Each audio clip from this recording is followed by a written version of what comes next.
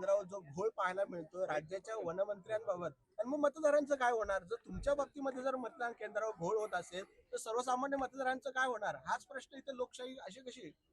सर्वसाधारणपणे नवी मुंबई महापालिका शाळा क्रमांक 94 मध्ये आम्ही मतदान करायचो, पण या वेळेला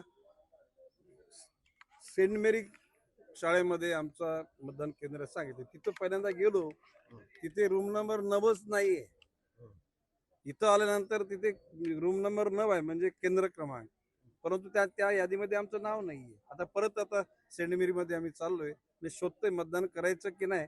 इलेक्शन कमिशनरने हे माझंच नाव, इथला मी आमदार, इथला राज्याचा मंत्री, जर आमच्याच बाबतीत अशी हालत असेल तर अन्य सर्वसाधारण मतदाराबाबत काय स्थिती असू शकेल याचा अंदाज तुम्हीच घ्या.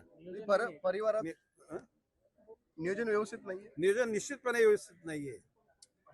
संपूर्ण परिवाराचीच मतदानाचंही असं नाही, आता आमच्या कुटुंबातले 3 ठिकाणी एकाच बिल्डिंग मध्ये राहणार आहे आम्ही, बालाजी मध्ये.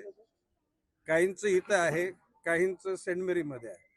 आता तो तिथे सेंट मेरी मध्ये जातोय. आता आम्ही शेवटी मतदानाचा हक्क बजावला पाहिजे, शोधलं पाहिजे, शोधू.